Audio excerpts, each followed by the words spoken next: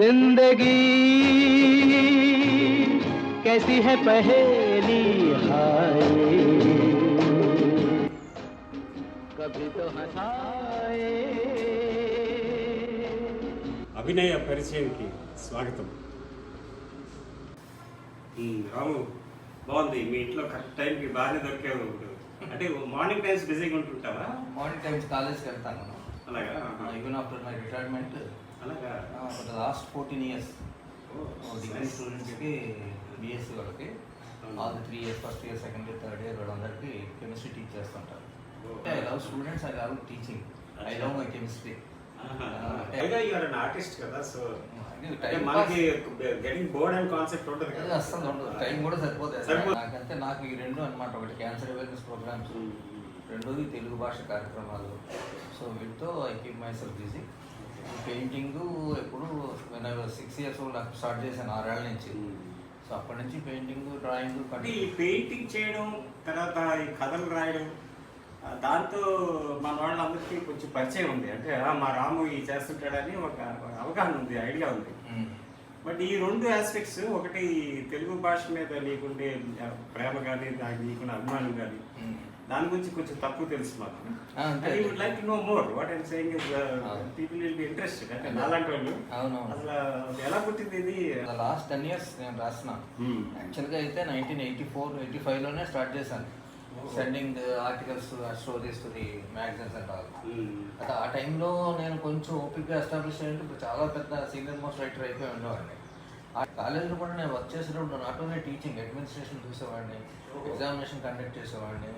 తర్వాత నేను హెడ్ డిపార్ట్మెంట్గా ఉన్నప్పుడు కూడా 2.5 years ఉన్నాను. కానీ ఒక state level seminar, national level symposium conduct చేశాను. ఇది UGC grants, department of science and technology. అంటే మా వాళ్ళు ఎవరు ఇప్పుడు వచ్చి చేయలేదు, ఇక పైన కూడా జరగదు. యూజీసీ గ్రాంట్స్ రప్పించాను. తర్వాత నియర్ బై ఫ్యాక్టరీస్కి వెళ్ళి కొంత డొనేషన్ తీసుకొచ్చాం. అది చాలా జాబ్ సాటిస్ఫాక్షన్ ఉంది కెమిస్ట్రీ. అంచేత ఏంటంటే ఇన్ని హాబీస్ ఉన్నాయి కదా, ఇంక స్టోరీస్ ఉన్నాయి పడకపోతే ఏం లేదు, అంత పట్టించుకోలేదు. రిటైర్ అయిన తర్వాత మళ్ళీ ఆ జీన్ ఉంటుంది కదా. నేను 2011లో రిటైర్ అయ్యాను. 2014 నుంచి స్టార్ట్ చేశాను పంపించడం. నా ఫస్ట్ స్టోరీ స్వాతి అనే మ్యాగజైన్లో పడింది, మంత్లీ మ్యాగజైన్. స్వాతి ఇస్ చాలా వెరీ వెరీ పాపులర్ మ్యాగజైన్, తెలియని లేదు. అందులోనే నాది స్టోరీ రావడం, ఫస్ట్ స్టోరీ రావడం నాకు చాలా మంచి ఒక రకంగా కిక్ అంటాం కదా, కిక్ ఇచ్చింది అనమాట. దాంతో I started writing. Very next year Swathi వాళ్ళు కండక్ట్ చేసిన పోటీలో నా కథకి 10,000 rupees ప్రైజ్ వచ్చింది. సో అది అలా హైప్ వచ్చింది అన్నమాట. ఆ తర్వాత ఏజీ ఆఫీస్ మోటివేషన్ వచ్చింది. ఇంకా అలా రాయడం, అలా తరచూ కథలు పడటం. విశేషం ఏంటంటే స్వాతిలో పడిన ఫస్ట్ స్టోరీ పేరు చిరునామా చేరని ఉత్తరం. అంటే అడ్రస్ చేరని ఉత్తరం అనమాట. 100వ కథ, అది కూడా స్వాతి మంత్లీలో వస్తుంది. దాని పేరు చిరునామా చేరిన ఉత్తరం. అంటే మా ఆవిడ జోక్ చేస్తుంటుంది, ఏంటంటే మీ ఉత్తరం చేరడానికి 10 ఏళ్ళు పట్టింది.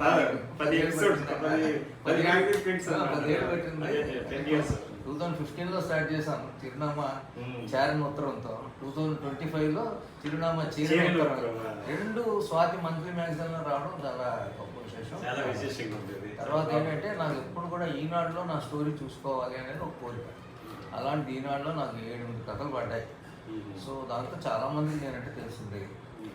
సో అట్లాగా ఈ తెలుగు భాష మీద బాగా నాకు మంచి ఇష్టం కలవడం మొదలెట్టింది. అప్పుడే మరి రచయితలు అందరితో కలవటం, వైజాగ్లోనే అక్కడ ఇక్కడ డిఫరెంట్ ప్లేసెస్ ప్రైజ్ తీసుకోవడానికి వెళ్ళినప్పుడు కలవడం చేసినప్పుడు ఈ అందరూ చెప్తుంటారు, అంటే మీరంతా ఇంగ్లీష్ మీడియం చదివారు, ఆ రోజుల్లో నీ ఇంగ్లీష్కి మేము అంత ముచ్చట పడేవాళ్ళం.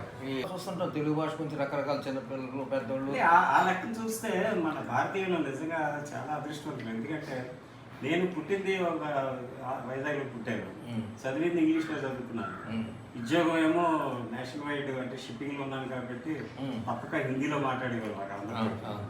తర్వాత కొన్ని సందర్భాల్లోనే మేము ఉద్యోగం పరంగా వేరే దేశాలు వెళ్ళి అక్కడ చాలా కాలం ఉండడం వల్ల అక్కడ భాష నేర్చుకున్నాం. అక్కడ నేర్చుకున్నాం అంటే అదొక అవసరం. For example in China, in Russia, in such countries they don't know word of English. Not in one word. I mean, they cannot understand even what is bus or what is go and come. So you will be forced to learn anamata. ఈ kind of difficulty మేము first Madras వెళ్ళినప్పుడు తమిళ్లో మాట్లాడడానికి try చేయడం ఇలాంటివన్నీ. So అది నిజంగా చాలా అందమైన అనుభవం చెప్పాలంటే. సో బాగుంది Ramu. I mean I'm truly glad. ఎందుకంటే ఈ పార్ట్ ఆఫ్ యువర్ లైఫ్ మాకు పరిచయం ఉంది, లేదని కాదు, కానీ అది ఇది ఈ రెండోది ఇంకా challenging area, this cancer awareness. How do you get into that? Cancer awareness ఇది ఏంటంటే, నాకు మా కొలీగ్ ఒక ఆయన ఉండేవారు, బాల జగన్నాథరావు అని, కొండతారు బాల జగన్నాథరావు. ఆయన జువాలజీలో హెడ్ డిపార్ట్మెంట్, నేను కెమిస్ట్రీ హెడ్ డిపార్ట్మెంట్, ప్యారలల్గా వర్క్ చేసాము. ఇద్దరు ఎంఎస్సీ కూడా ఒకే ఇయర్లో చేసాం. కానీ ఏంటంటే ఒకను ఎప్పుడైనా నా అవసరం ఉందనుకుంటే నేను ఎంతసేపు అని ఉంటాను, లేదు ఇంకోళ్ళు ఎవరు చూసుకుంటున్నారంటే నేను కనపడను. నాకు అనిపించింది లాస్ట్ ఆయన చనిపోయే 4 నెలలు కూడా రోజు ఏదో టైంలో వెళ్ళి ఆయనతో పాటు కాసేపు కూర్చుని ఉండేవాడు. మాకేంటంటే నేను కెమిస్ట్రీ వాడిని కదా, కెమిస్ట్రీ లేని ఎందులోనే, కెమిస్ట్రీ అందులోనే ఉంటుంది. డాక్టరే చెప్పాల్సిన విషయం ఏం కాదు. ఎందుకంటే cancer is caused by chemicals, carcinogenic chemicals అంటారు. One of the treatments of cancer is one of the treatments is chemotherapy. Chemotherapy is treatment with chemicals. So cancer రావడానికి కెమికల్స్, దాన్ని ట్రీట్ చేయడానికి కెమికల్స్. మరి what is chemistry? Chemistry is the science of chemicals. So chemicals లేని ఎందులోనే, మీరు వాడే మందుల్లోనే ఉండే కెమికల్సే, మనం తాగే నీటిలో ఉండేది కెమికల్సే, గాలిలో ఉండేది కెమికల్సే.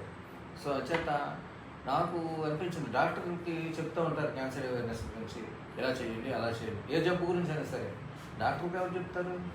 మా సైన్స్ వాళ్ళే కదా చెప్తారు. డాక్టర్లు చెప్తారు, అది వాడకండి, ఇది వాడకండి, ఇది వాడండి, ఇది వాడండి, ఈ కెమికల్స్ ప్రమాదం, ఆ కెమికల్స్ ప్రమాదం. మరి ఆ కెమికల్స్ గురించి చెప్పేవాళ్ళు ఎవరు? మా కెమిస్ట్రీ వాళ్ళే కదా చెప్తున్నారు. ఫార్మసీ వాళ్ళు, కెమిస్ట్రీ వాళ్ళు, బయోకెమిస్ట్రీ వాళ్ళు, వీళ్ళంతా చెప్పిన ఇన్ఫర్మేషన్ వీళ్ళు గ్యాదర్ చేసి మనం చెప్తున్నారు. అందుకనే నేను ఎప్పుడు కూడా నా క్యాన్సర్ అవేర్నెస్ ప్రాసెస్లో ఎప్పుడు కూడా నాది ఎయిమ్ ఏంటంటే, నా ఆబ్జెక్టివ్ ఏంటంటే cancer causes and ways of prevention. కారణాలు ఏమిటి, దాన్ని మనం రాకుండా ఎలా కాపాడుకోవాలి. అంతేగాని ట్రీట్మెంట్ జోలికి నేను ఎప్పుడూ వెళ్ళలేదు. ఎందుకంటే I'm not a doctor, I'm not competent. అంచేత క్యాన్సర్ ఏదో వస్తే ఆ మందులు వాడాలి, ఈ మందులు వాడాలి ఎప్పుడు కూడా నేను అనలేదు, అనను కూడా. ఎందుకంటే ఈ రెండింటి విషయంలో మాత్రం నేను గట్టిగా చెప్తాను, డాక్టర్ల కన్నా కూడా మేము మా కెమిస్ట్రీ వాళ్ళని ఎక్కువ విషయాలు చెప్పగలుగుతున్నాం. మరి ఇవన్నీ ఎవరు కనుక్కున్నారంటే మా కెమిస్ట్రీ వాళ్ళే కదా కనుక్కున్నాను. అంచేత నేను I feel that chemistry person is suitable to say something about these 2 things. దేని వల్ల వస్తుంది, వేటి వల్ల వస్తుంది, సైంటిఫికలీ కాంపిటెంట్. అంతే, సైంటిఫికలీ కాంపిటెంట్. అంచేత ఇదే అంటే ఆ ఇష్యూ వచ్చింది కాబట్టి చెప్తాను. రోటరీ ఒక గంగయ్య అని ఒక ఆయన, మన గౌరపాలెం మెయిన్ ఆర్జన్ వాళ్ళది, ఆయన ఇక్కడికి వచ్చిన తర్వాత నాతో పరిచయం అయ్యాడు. ఆయన మలేషియా ఇన్వైట్ చేశాడు. మలేషియా అక్కడ తెలుగు అసోసియేషన్ వాళ్ళు నన్ను లెక్చర్ పిలిచారు. ఆ తర్వాత rotary club and state government వాళ్ళు ఇంకో చోట టీచర్స్ అందరినీ పిలిచి, ప్రైమరీ స్కూల్ టీచర్స్ అందరినీ పిలిచి అక్కడ కూడా టాక్ ఏర్పాటు చేశారు అనమాట. ఎక్కడైనా సరే నేను చాలా సక్సెస్ఫుల్గానే చెప్పడం జరిగింది. అక్కడ వాళ్ళకి ఎలాంటి అడ్వైస్ ఇస్తారు? ఎలాంటి అడ్వైజ్ అంటే, ఏ కెమికల్స్ వల్ల క్యాన్సర్ వస్తుంది, మెయిన్గా టొబాకో అంటే 30% రిస్క్ టొబాకో వల్ల. అది మీరు సిగరెట్ కానివ్వండి, బీడీ కానివ్వండి, జుట్టు కానివ్వండి, గుట్కా కానివ్వండి, వాటెవర్, టొబాకో అనేది మెయిన్ కల్ప్రిట్ అనమాట. 30% ఆఫ్ క్యాన్సర్ డెత్స్ టొబాకో వల్లే. అంటే లైఫ్ స్టైల్ చేంజెస్ అన్నారు. Lifestyle changes. మనం వాడే మనం వాడే food most of them are processed. ఇక్కడ కన్నా మనకి ఏంటంటే యుఎస్లోను, యూరోపియన్ కంట్రీస్లోను వాళ్ళంతా ఫ్రోజన్ ఫుడ్స్, ప్రిజర్వ్డ్ అంటే యూజ్ అండ్ ఇలా ready to make food. So ఇలాంటివన్నీ కూడా వాటిలో ఏంటి, మీకు ఏమి చేస్తారు, ఆర్టిఫిషియల్ ఫుడ్స్ పెరిగిపోయాయి. అంటే మనకి ఫుడ్స్లో 3 రకాలు ఉంటాయి, natural foods, processed foods, artificial foods. ఇప్పుడు ఫర్ ఎగ్జాంపుల్ జాగరీ ఉందనుకోండి, అది న్యాచురల్. షుగర్ ఉందనుకోండి, అది ప్రాసెస్. అది ప్రాసెస్ చేయడానికి మరి చాలా కెమికల్స్ కలుపుతారు, చాలా కలుపుతారు. బ్లీచింగ్ కలుపుతారు, మీకు ఆ గ్రెయిన్ రావడానికి కలుపుతారు, ఆ టెక్స్చర్ రావడానికి కలుపుతారు. మరి ఇక డ్రింక్స్ తాగుతున్నాం మనం, కూల్ డ్రింక్స్ ఇవన్నీ కూడా మరి ఏదో మ్యాంగో జ్యూస్ ఏదో తాగుతాం. It is not prepared from mangoes. అంటే మ్యాంగోస్లోకి రావడానికి, ఆ చిక్కదనం రావడానికి కొన్ని కెమికల్స్, ఆ ఫ్లేవర్ రావడానికి కొన్ని కెమికల్స్, కలర్ రావడానికి కొన్ని కెమికల్స్, వీటితో పాటు preservatives. So what is the principal fundamental advice మీరు ఇచ్చింది ఏంటంటే, ఫర్ ఎగ్జాంపుల్ నేను ఉన్నాను, ఇప్పుడు నేను క్యాజువల్గా కలిసాను, నేను నాయుడు నువ్వు ఇలా చేస్తే బాగుంటుందని ఎలాంటి అడ్వైస్ ఇస్తారు మామూలుగా ఇయర్ ప్రాసెస్ ఎలాంటి అడ్వైస్ అంటే మెయిన్గా వయసెస్ తగ్గించుకోవాలి ఫస్ట్ థింగ్. అవును. సో ఫండమెంటల్గా ఎలాంటి అడ్వైస్ ఇస్తారు అంటే ఓకే వయసెస్ దాకా I'm with you like cigarette smoking కానీ హ్యావింగ్ ఎ డ్రింక్ కానీ లేదంటే డ్రగ్స్ మీరు అన్నట్టుగా ఫుడ్ అంటే natural and fresh foods better అంటే అందులో డౌట్ లేదు. ఇప్పుడు నేను చెప్పడం కాదు, మైకేల్ గ్రెగర్ అని ఒక అమెరికన్ డాక్టర్ చెప్పాడు. క్యాన్సర్ కేసెస్ చాలా మందికి ఈ విషయం తెలియదు. క్యాన్సర్ కేసెస్ ఇండియాలోనే తక్కువ అలాగా compare to Malaysia, European countries. మీకు స్టాటిస్టిక్స్ తీసుకుంటే 1 ఇయర్కి అమెరికాలో 200 to 250 క్యాన్సర్ కేసెస్ కనిపిస్తాయి 1 lakh జనాభాకి. 1 lakh జనాభాకి. అది మీకు that could be because I've been to the US several times and I lived there for a long time. So అక్కడ ఏంటంటే natural foods కి స్టిక్ ఆన్ అవుతానని అనుకోవడం కూడా కొంచెం కష్టమేనండి. కష్టం అంటే అక్కడ ఉండే సిటీస్ అనుకుంటే మాల్స్ వెరీ లిమిటెడ్ స్కోప్ అన్నమాట. For example if you want to buy potatoes or chillies or onions they are largely stored and processed and sold and just off the field మనం ఇలా బయటకు వెళ్ళి కొనుక్కోవడానికి అవకాశం లేవు. వాడు ఏంటంటే వాడు కూడా చాలా బిజీ కాబట్టి and plus the consumption of non-vegetarian is extremely high. నేను మామూలు కూడా చెప్తాను. నీకు స్టాటిస్టిక్స్ చెప్తున్నాను కదా నేను. సే ఫర్ ఎగ్జాంపుల్ 2016 స్టాటిస్టిక్స్ చెప్తున్నాను. 1 lakh పర్ ఇయర్ అమెరికాలో 200 కేసెస్ ఉంటే యూరోపియన్ కంట్రీస్లో 250 to 300 ఉన్నాయి. మలేషియాలో 80. అప్పటికి ఇండియాలో 40 to 50 టర్మరిక్ వాడతాం, మనం పసుపు వాడతాం. అంటే నేను ఇందాక నువ్వు అనుకున్నాను చూసా, we are very fortunate that we are Indians.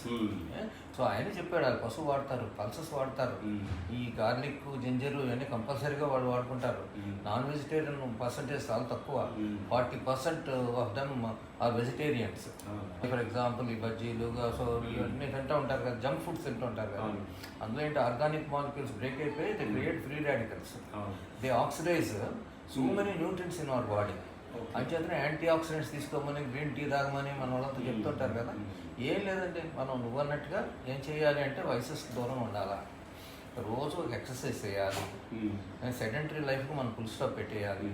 తర్వాత ఈ ఫ్రెష్ ఫుడ్స్ తినాలి, ప్రాసెస్కి సింథటిక్ ఫుడ్స్కి దూరంగా ఉండాలి. ఇది మెయిన్గా నేను చెప్తుంటాను అనమాట. చాలా బాగుంది రాము. అంటే వన్ థింగ్ నాకు చాలా గ్లాడ్గా ఉంది ఇవాళ, ఎందుకంటే క్యాన్సర్ అనేది చాలా భయంకరమైంది. కానీ నువ్వు చెప్పి ప్రికాషన్స్ మనం చేయగలం కదా. అది ప్లాస్టిక్, మెయిన్గా ప్లాస్టిక్ అసలు విషయం మీకు చెప్పలేదు. ప్లాస్టిక్ చాలా హెజార్డస్ అనమాట. అది ఎఫెక్ట్ అయిన వాళ్ళు చాలా మంది ఉన్నారు ఆ plastic. But that's a slow poison. कहने का मतलब ये है कि awareness is more important than అంతే కదా. అంతే అవేర్నెస్.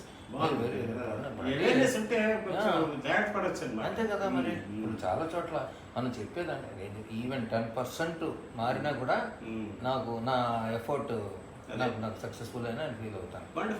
అందరూ నేను వెళ్ళానంటే ఇక్కడ ట్రైబల్ ఏరియాస్కి వెళ్ళానంటే 4 లెక్చర్లు కంపల్సరీగా ఉంటాయి. 4 lectures, before lunch 2, after lunch 2 కంపల్సరీగా ఉంటాయి. 4 సెషన్స్ ఉంటాయి. బట్ నేను ఎప్పుడు ఫెట్టిగా ఫీల్ అవ్వలేదు, ఎప్పుడు నాకు కష్టం అనిపించలేదు. ఇష్టంగా చేస్తున్నాను, కష్టం ఉంటుంది. Thank you, Ramu. It's been a wonderful session. I hope you keep enlightening us with more and more awareness. ఎందుకంటే అవేర్నెస్ అనేది చాలా ఇంపార్టెంట్. నువ్వు నీ దగ్గర నేర్చుకోవడం మా అదృష్టం అనుకో, అలాగే మేము ఇంకొకరు చెప్పగలుగుతాం కదా.